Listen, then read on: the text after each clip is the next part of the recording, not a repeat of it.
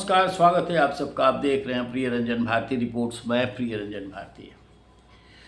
बिहार की नई सरकार का काउंटडाउन चालू हो चुका है। पटना से दिल्ली तक सरगर्मी तेज है।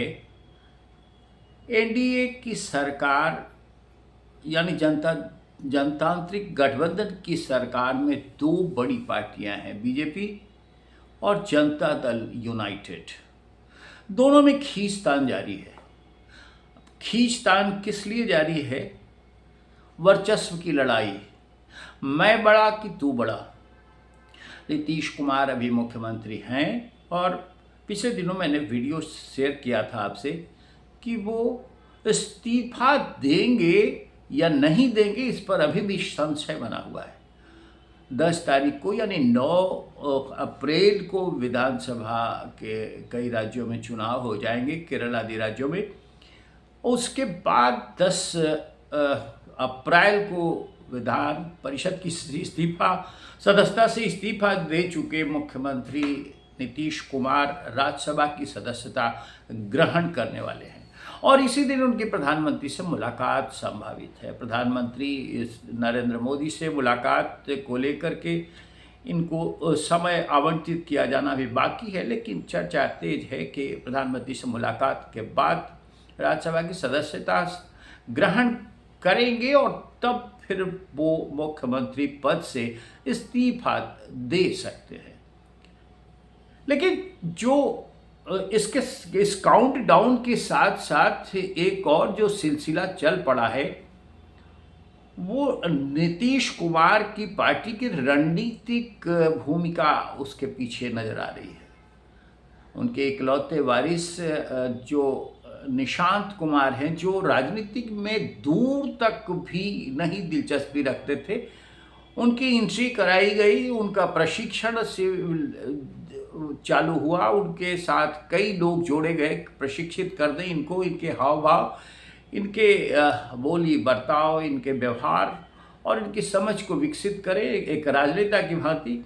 इस काम के लिए लगाए गए और उसके साथ ही एक मांग उभारी गई कि निशांत कुमार मुख्यमंत्री बनाए जाएं। आज विधान परिषद के अतिथि गृह का मुख्यमंत्री नीतीश कुमार ने लोकार्पण किया। इस मौके पर विजय सिन्हा और सम्राट चौधरी दोनों उप मुख्यमंत्री भी मौजूद थे। इस आयोजन के बाद बड़ी जोर से नारेबाजी की गई और नारेबाजी का पुट ये था कि निशांत कुमार मुख्यमंत्री जिंदाबाद। नीतीश कुमार की मौजूदगी में और ये दोनों उप मुख्यमंत्रियों की मौजूदगी में ये नारेबाजी हुई और इस नारेबाजी को सुनते हुए मुख्यमंत्री बड़ी मुस्कुराहट बिखेरते हुए लोगों का अभिवादन करते हुए निकल गए, यानी वो असहज नहीं हुए।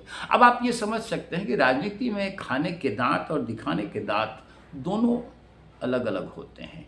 जनता दल यूनाइटेड एक नौसिखुए जो राजनीति से जिसका दूर तक वास्ता नहीं था, वैसे किसी व्यक्ति को मुख्यमंत्री बनाने की मांग शुरू कर दे तो ये कैसा रणनीतिक वार है, इसे आप समझ सकते हैं। क्योंकि राजनीति है और राजनीति में कुछ भी हो सकता है। जिस तरह से समृद्ध यात्रा के दौरान लगातार मुख्यमंत्री नीतीश कुमार सम्राट चौधरी को अपना वारिस बताते रहे, उत्तराधिकारी बताते रहे, समानांतर रूप से अब निशांत कुमार की मांग शुरू हो गई है।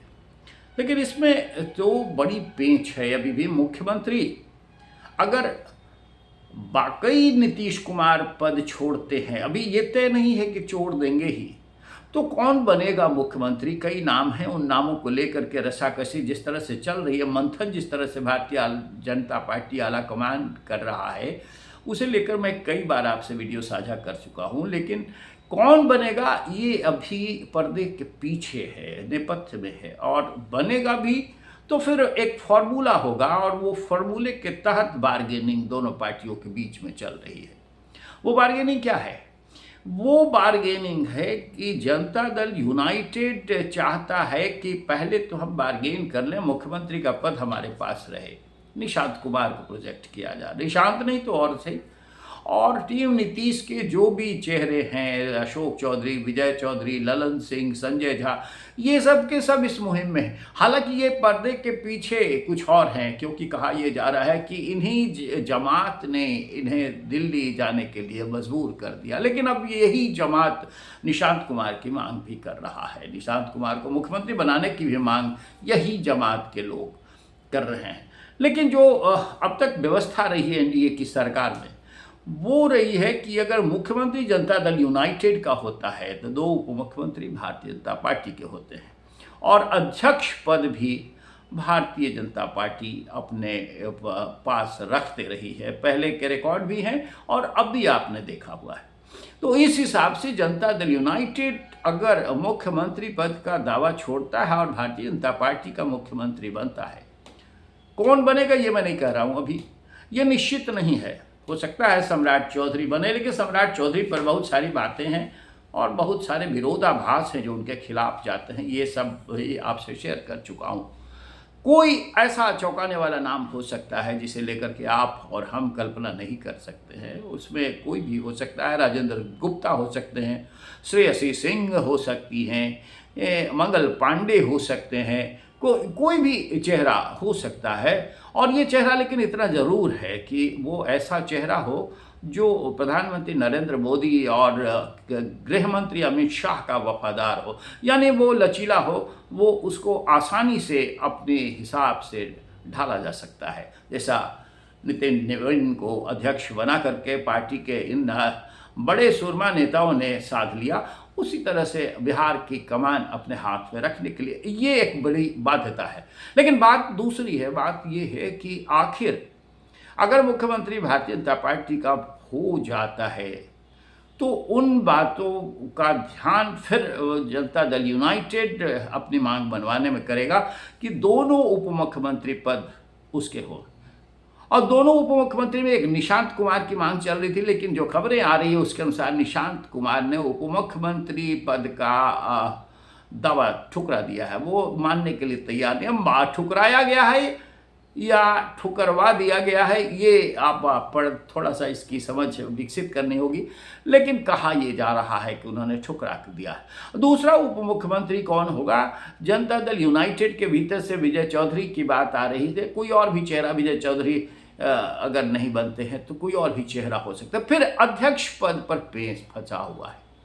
अध्यक्ष पद को लेकर के जनता दल यूनाइटेड कह रहा है कि जैसे भारतीय एनडीए सरकार में जब भी भाजपा के साथ सरकार रही है तो भाजपा अध्यक्ष पद के लिए आग्रही रही है, और अध्यक्ष पद यानी विधानसभा अध्यक्ष पद पर दावा छोड़ती नहीं रही। अध्यक्ष पद अपने ही पास रखती है। इस लिहाज से जनता दल यूनाइटेड यानी नीतीश कुमार की पार्टी मांग कर रही है कि अध्यक्ष पद भी उसका हो।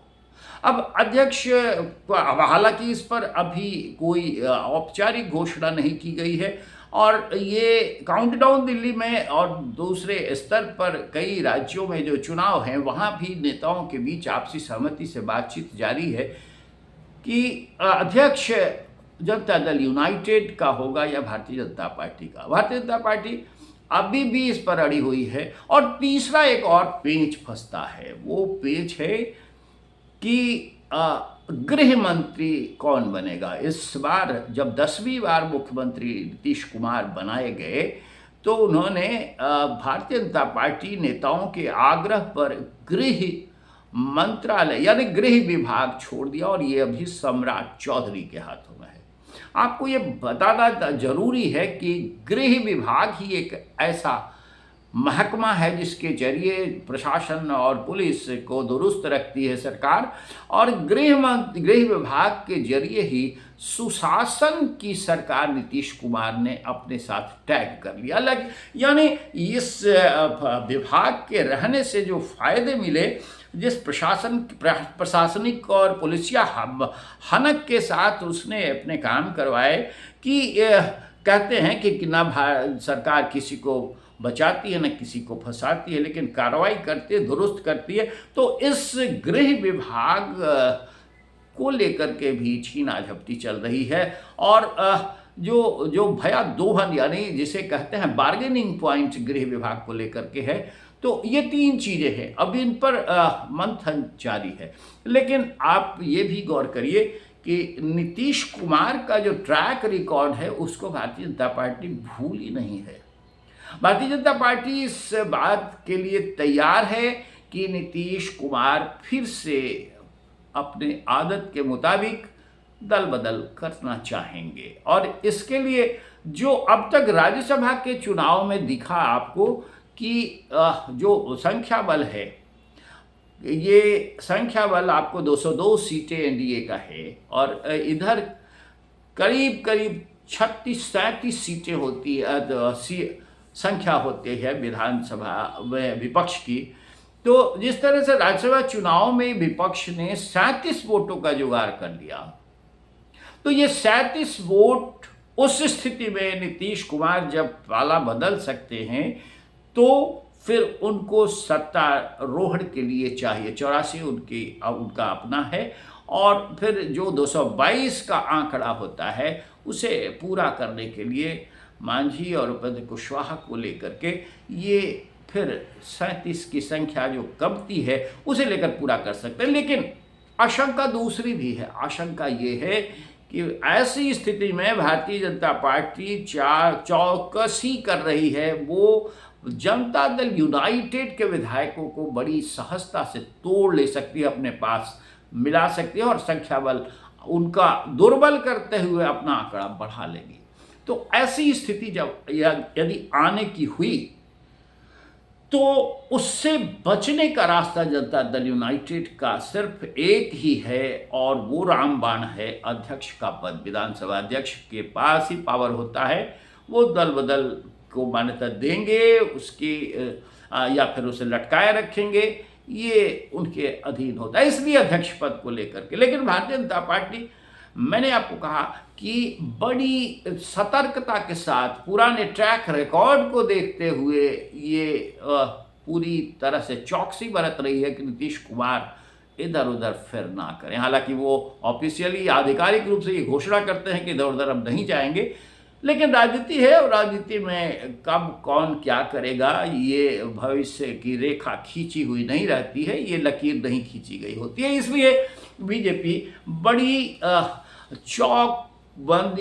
चौकसी बरतते हुए बड़ी पुराने जो रिकॉर्ड है नीतीश कुमार के, उसके हिसाब से बड़ी फूंक कर कदम चल रही है, और वो नहीं चाहती है कि जनता दल यूनाइटेड को अध्यक्ष पद दिया जाए, गृह मंत्रालय दिया जाए, और फिर मुख्यमंत्री बने अगर इसका तो उप मुख्यमंत्री 2 बन सकते हैं। लेकिन ये अभी गर्भ में है। नीतीश कुमार करेंगे क्या? नीतीश कुमार इस्तीफा देंगे, और देंगे तो कब देंगे, क्योंकि 6 महीने तक वो बने रह सकते हैं। ये पहले का वीडियो मैंने आपसे साझा किया था। तो उस दशा में क्या होगा, और भाजपा की सरकार, भाजपा का मुख्यमंत्री हो जाता है, कौन सा चेहरा सामने होगा, तब जाकर के बात देखी जाएगी, और फिर परिस्थितियां उसके हिसाब से तय होगी। लेकिन आज के अंक में बस इतना ही। हम आपसे निवेदन करेंगे, आप अगर अपनी प्रतिक्रिया दीजिएगा कमेंट बॉक्स में जाकर के, तो हमें आपके साथ अपनी बातें साझा करने में बड़ी सहूलियत होगी। और हाँ, ये भी कि अब आपने सब्सक्राइब नहीं किया है तो हमारे चैनल को सब्सक्राइब कीजिए, लाइक कीजिए, शेयर कीजिए। फिर मिलते हैं।